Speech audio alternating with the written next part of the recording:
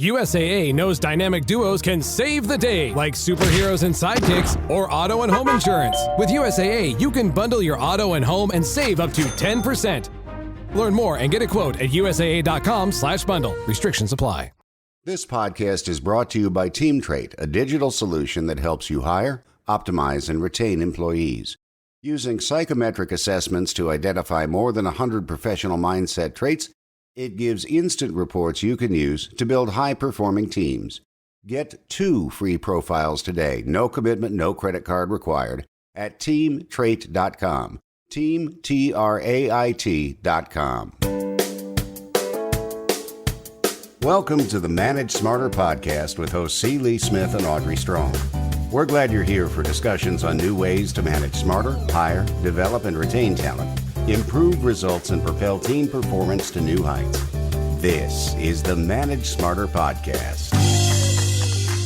Maybe you're a professional or someone constantly earning raises, bonuses, recommendations, but yet every day you go home feeling kind of, depressed and, stewing over everything that went wrong and not looking at what went right. And if you're a sales executive or manager, or our next guest says he can help alleviate the stress you feel from, this is what he called it, quote, the tyranny of numbers 24/7 that you're feeling in your role.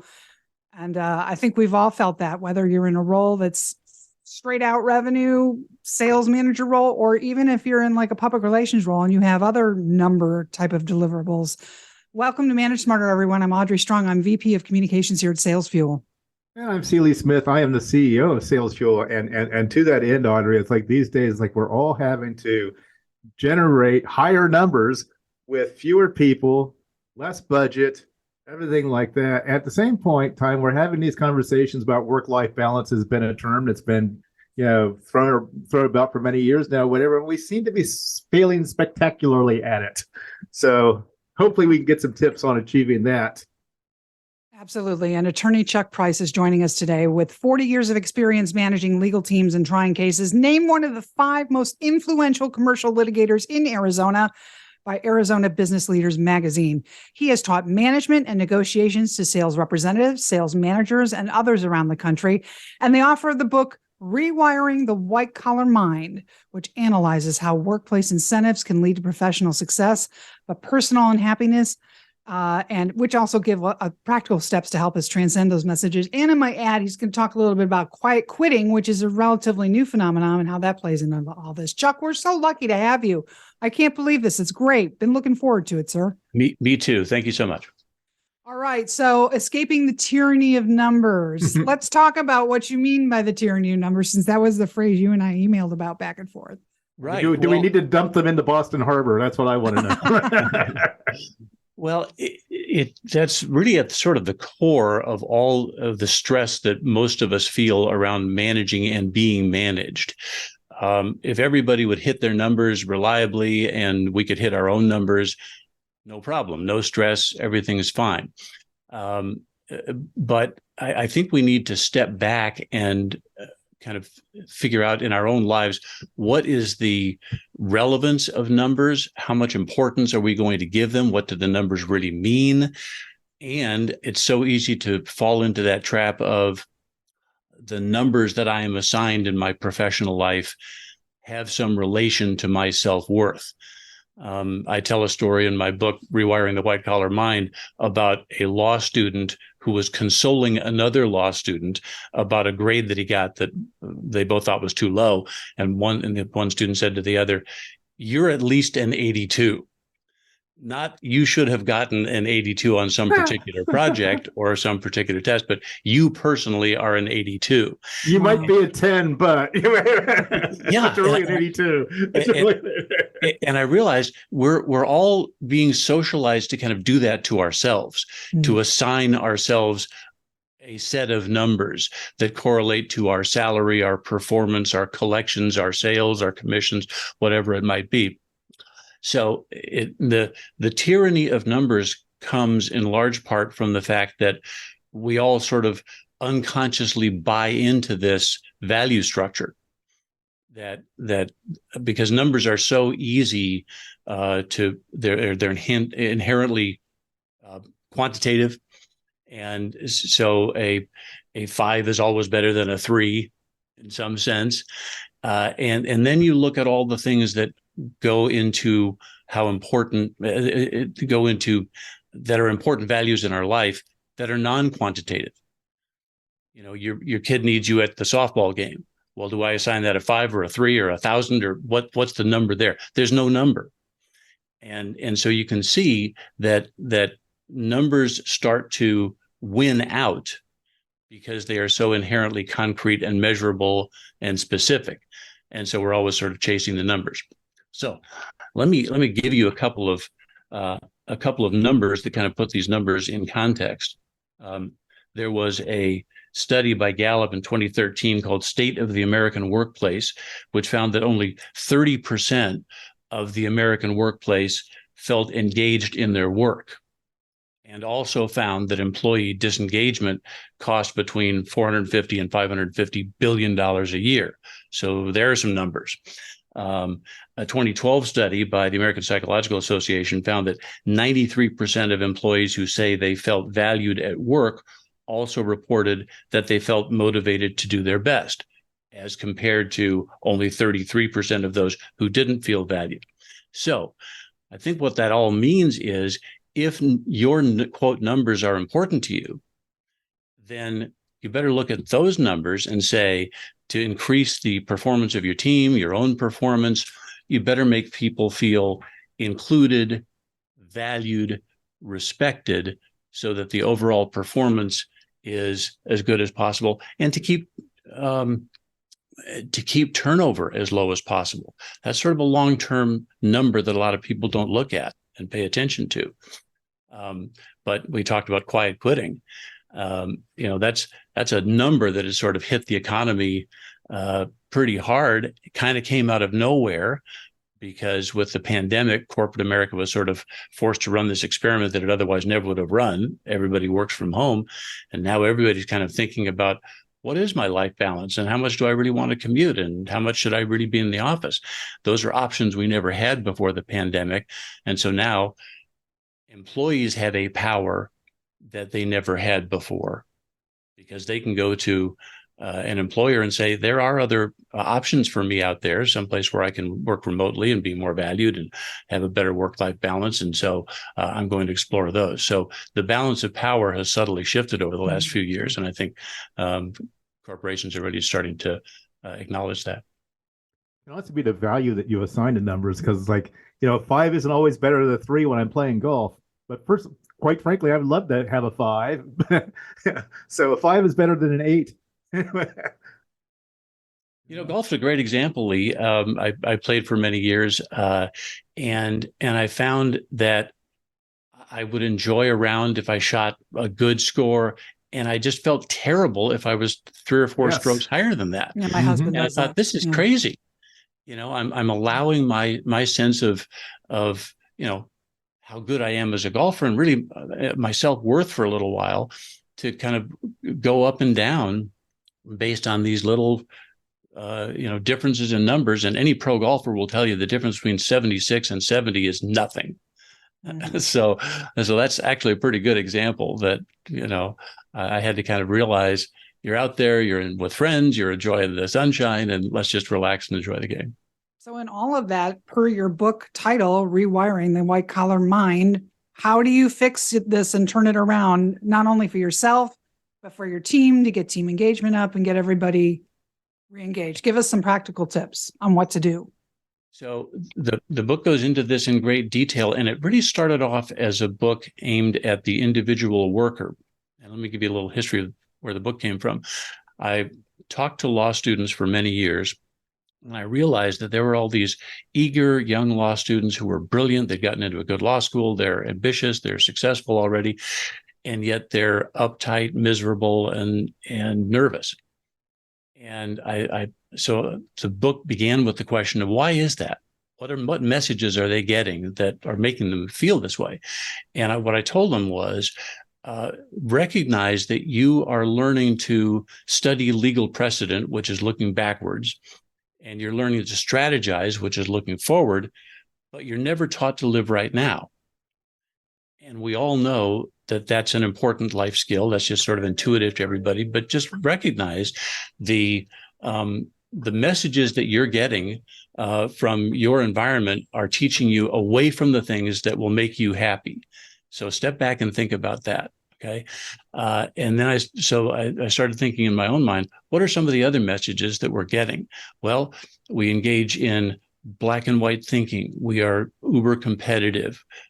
We always think winning is better than losing, and we have to win in every transaction, in every conversation, in every moment. Certainly, lawyers have to, quote, win every case. I thought about connections and the fact that, every study tells you that happiness is strongly correlated with the quality of our connections. And yet, most of the incentives in the corporate world don't explicitly encourage us to have positive, loving connections that are not transactional, not conditional. And how can we kind of step back and make sure we create that kind of connections? I have a chapter on listening, and I point out that most of us professionals think that we are being educated as experts, and so our job is to sort of pontificate at great length, and we're never taught to just sit quietly and listen to people, particularly clients, and find out what's really going on in their world. And it's such a gift you can give to somebody to just really listen attentively and fully understand where they're coming from.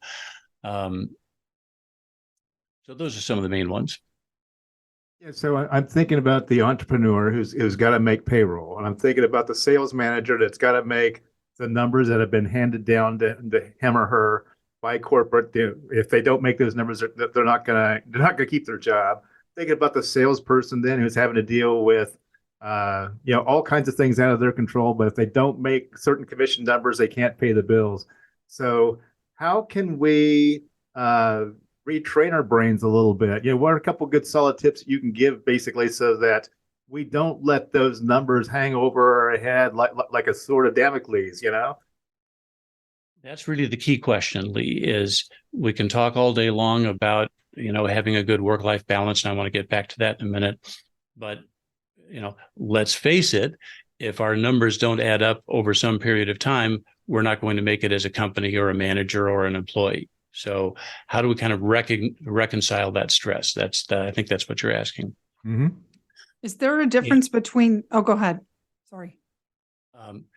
I talked with my stepson about this, who's a very gifted manager at several stores that sell high-end watches. And I asked him this exact question. I said, you live in a numbers world, and if your people don't hit their numbers over time, it's going to be an issue. And yet I know you're not fundamentally a numbers guy, you're a people guy. So how do you manage? And he said, look, I want them to know that I understand that there are some things that are outside their control. Maybe a sale gets closed, maybe it doesn't. And they're mature enough to understand that they're being judged on numbers and I'm being judged on numbers. But the way that I believe I can put everybody in the best position to hit the numbers or do their best is to make them feel seen, appreciated, respected, understood, and I don't pound them over the head over the numbers or over, perceived infractions that might, call my sort of managerial control into question. I just don't play those games. I tell them, I see how hard you're working. And even though the team may not have hit its numbers last month, I don't consider that a failure because everybody was here on time. I saw you working hard and might single somebody out for some specific thing. I saw what you did. So I consider that to be a success. So I think it's an acknowledgement that the numbers are never really totally within our control. And in terms of managing salespeople, he gave me a really good insight. He said, I've got some people who are just really, really gifted salespeople, and their natural expected sales in a given time period might be 100, and somebody else's might be 80. And it doesn't mean that the 80 person isn't trying hard or isn't doing their best. Or if the sales goal is 90, it looks like the 100 guy has met the goal and the 80 guy hasn't met the goal. So does that mean the 80 guy is a failure? He said, I just don't see it that way. I managed to get the best performance out of the individual that I think they're capable of. And that's really all I can expect. Mm-hmm. If I'm a sales manager listening to this podcast and I'm thinking about changing jobs, Is it your opinion that middle management position where you're managing up and down is harder to rewire your brain out of than if you are top down in the C-suite pushing out down? It probably is, Audrey, because you're both a recipient of the messages and a deliverer of the messages. And so you're very much caught in the middle. And I think that kind of middle manager job is inherently one of the most stressful for sure. And now, C-suite has their own stresses, no question. The people at the bottom of the pyramid have their own. We can talk about all of those. But to your question, yes, I think that is one of the most stressful positions. And so if I were advising somebody from their personal standpoint that was in that position and looking to change or looking to get into such a position, I'd say, you really want to find yourself an organization that understands how stressful a position that is and will support you in doing that job as well as you can without getting totally out of balance, because that doesn't do anybody any good. You may, if let's say you go in there and you just sort of throw your weight around and you beat everybody up and everybody, quote, hits their numbers for some period of time, that's not a sustainable model if you're not treating people respectfully and compassionately. So you get a lot of turnover over time, which, that's an important number, if you will. That's why I kind of quoted those numbers. Back to the numbers. Yeah. You've got to look at all the numbers, including the big picture. Is it, I've been in law firms where people were billing just ungodly amounts of hours and all of that, and it looked like we were super profitable, but there wasn't enough cohesion to keep everybody together, and it didn't last over time. So now what's your number? Now your number is 0. So it's kind of, and so you want to look for an organization that understands that it's beyond the number of last month, this month, compare this month to last year. You're looking for an environment that will support you in a more holistic approach. And I think more companies are getting to that because we're kind of understanding that this sort of constant growth every year over the last year improving is probably not a sustainable model for every kind of industry and every kind of organization. So shop the organizations and find out in detail what's their philosophy about how to support the middle manager. I want to ask you a question about fear, because that can definitely be a stressor and something, quite frankly, that needs to be a little rewired. But there's a lot of fear these days about AI, fear about inflation, fear about the economy, fear about all kinds of things that are really out of one's control. And and I think that can you give any tips then for people on how to deal with that? Maybe some things they can be asking themselves or or thinking about in a different way to help deal with some of these fears. Well, let's take the examples of the things that you just mentioned, Lee: inflation, AI, the economy. We could list several other things that we all have fear about. Notice that those aren't things that are affecting us right now, in this moment. In this moment, we're having this wonderful conversation. I'm talking to these two gifted people, and it's fantastic. I'm totally engaged in it. And there's nothing about inflation that's affecting me right now. So what fear does is it takes you out of the moment that you're experiencing, puts you into some other place where it's at a different time over which you have no control. So what am I supposed to do about inflation that may be an issue down the road? The answer is there's nothing I can do right now about that. So what we have to understand is that when we're experiencing fear, we are always thinking about an event that is not yet occurring. And so by definition, we're living in a fantasy world. This might happen, that might happen. And the more you practice presence and living in this moment, I really have found over the years, my fear factor has gone down dramatically, because it's just like, that's not something that's affecting me now. When it does affect me, I have the skills to deal with it, and I'll just handle it at the time. Interesting. Your website is Charles Price Esquire, but it's esq.com. And we got about a minute left, and Lee had a special question he wanted to ask before the end of the show. So I'll let him take the floor.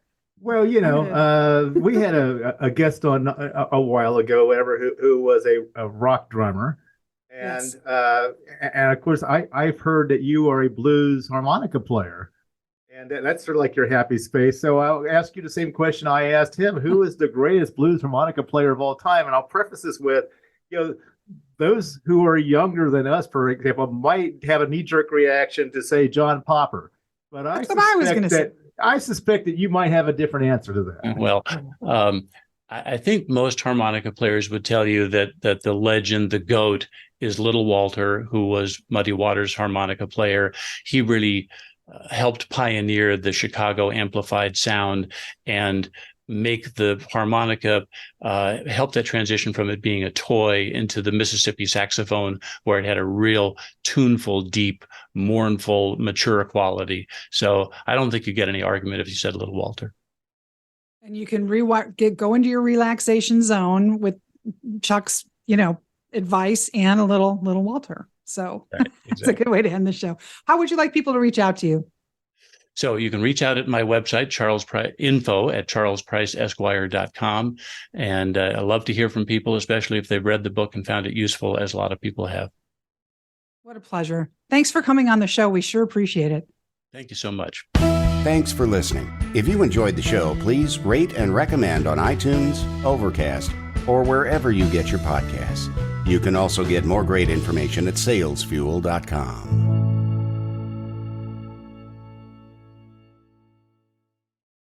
Still listing your home address on business documents? With Stable, you get a permanent business address you can use for the IRS, banks, vendors, everything. So you stay professional and keep your personal address private. Stable also digitizes all your mail, accessible from a secure online dashboard, so you can manage it from anywhere. Sign up at usestable.com/pod and get 50% off your first 3 months of a grower scale plan. That's usestable.com/pod. This podcast is a part of the C-Suite Radio Network. For more top business podcasts, visit c-suiteradio.com.